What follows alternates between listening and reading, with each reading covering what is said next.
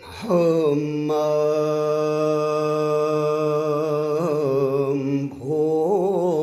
마음을 깨닫지 못하고 잠깐 동안 빌려 쓰는 이 몸을 나라고 잘못 생각하여 번뇌망상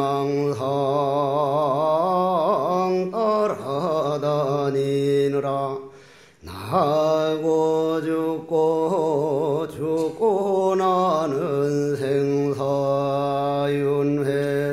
그 얼마나 방황했던가. 이제 이러한 오대결사 수행동 참발언으로 모든 업장이 공한 줄을 깨달아서 필경성보라야 부처님의 크고 큰 은혜, 부처님의 은혜를 갚아지다.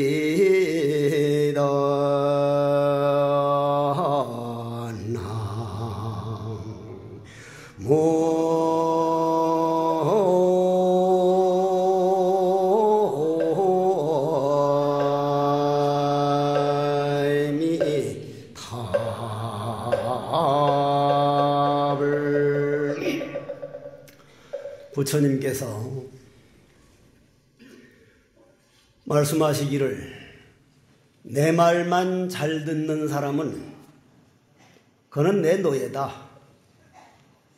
내 말만 따르고 내 말만 잘 듣는 사람은 내 노예이기 때문에 내 말을 잘 들을 게 아니라 당신 한평생 가르친 법, 부처님께서 한평생 가르친 법을 잘 배우고 수행해서 너희들도 부처가 될 때 그 부처가 되는 사람을 내 제자라 그러지, 내 말만 잘 듣고 내 하라는 그대로 따라다니는 것은 내 노예밖에 안 된다. 여러분들도 잘 아시는 말씀이지만은 이 지구라고 하는 별자리가 생긴 이후로 대부분 다른 종교에서는 나를 따르라, 내 말만 잘 들으라 그러는데 부처님께서는 당신 말 잘 듣는 것보다 우리가 모두 깨달아서 당신과 꼭 같은 부처가 돼야 된다고 그러한 말씀을 해주신 어른은 부처님뿐입니다. 저는 지금도 이 세상에 와서 내가 어떤 복력으로 참 부처님 제자가 돼서 수행의 길을 가게 됐을까? 내가 가장 큰 전생에 지은 복 중에 바로 이 복이구나 하는 생각을 하는데, 그럼 현재 우리나라에 그러한 부처님 법이 전해질 수 있는 불교가 그 어려운 전쟁통과 그 어려운 역사 속에서 역력하게 정법이 살아있고 그러한 법을 전해주는 승보가 있고 그 좋은 교리가 있는데 우리가 과연 부처의 길, 즉 내가 내 주인의 길을 가고 있는가 아니면 노예의 길을 가고 있는가 한번 가만히 돌아볼 일입니다.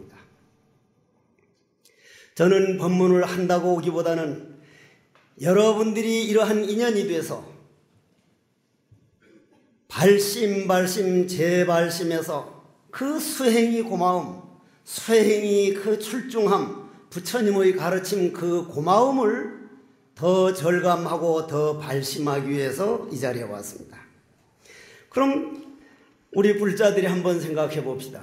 불자라고 하는 것은 부처님 말만 잘 듣는 게 아니라 부처님 가르친 길을 한 발짝 두 발짝 수행을 해서 우리도 부처가 되어서 부처님 은혜를 갚는 길은 나도 부처님이 모든 중생을 제도해서 내 한 몸 바치듯이 나도 내 가족을 위해서 내 이웃을 위해서 어떤 길을 가고 있는가 한번 잘 생각해 볼 시간입니다.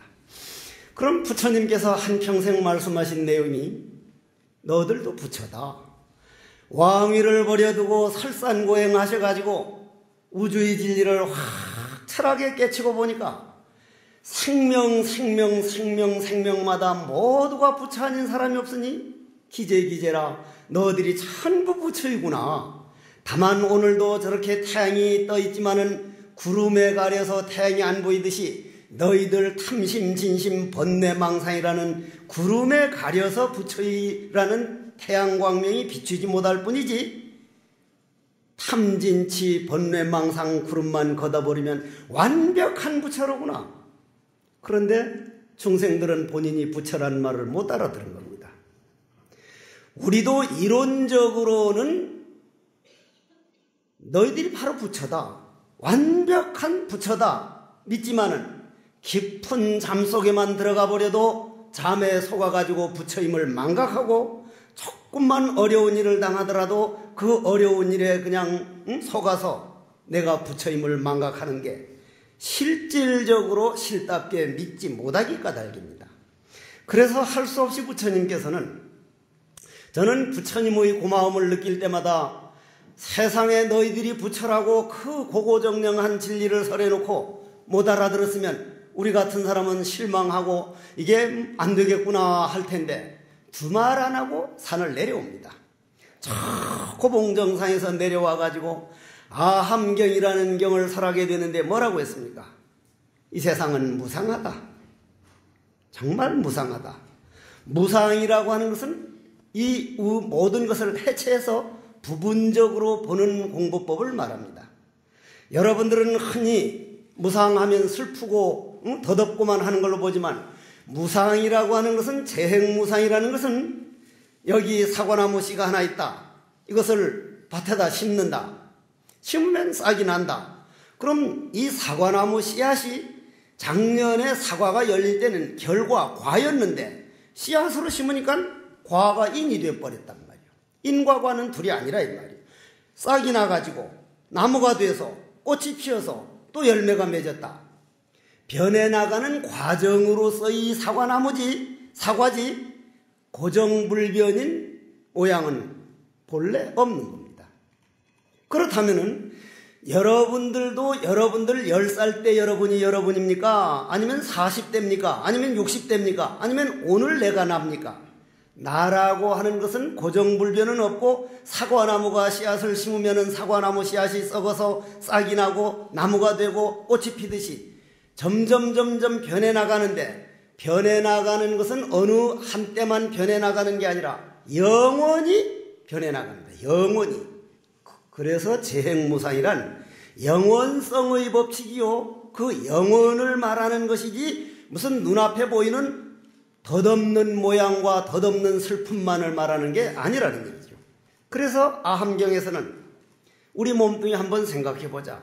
정말 무상하지 않느냐. 그런 차원에서 보면 무상한 건 정말 무상하죠. 제가 13살에 절에 들어왔는데 지금 50년이 넘어가는데, 처음 제가 절에 들어와서 이렇게 삭발하고 가사장삼 입고 13살짜리가 쫓겨난 게, 그때는 13살짜리도 다 계를 받았습니다. 법당을 이래 쫓아다니다 보면은 비구니 스님들이 만나기만 만나면 아이고 동자 스님 귀여워 하면서 이렇게 꼭 볼태기를 만졌단 말이야. 내가 조금 더 통통했는데 그때 하도 만져서 이게 좀 줄어들었는데, 그렇게 귀엽다고 한 해국 스님이 지금 귀엽습니까? 늙어가잖아. 지금 내 얼굴 귀엽다면 그건 잘못된 거지.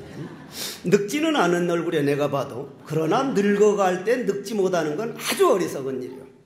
소나무가 늙어가야만 아주 의젓하고 모든 게 늙어가는 건 완숙하다는 건데, 요즘 사람들 얼굴 뺀질뺀질하게 해서 안 늙으려고 하는 거, 그거 상당히 그건 모자란 일이라.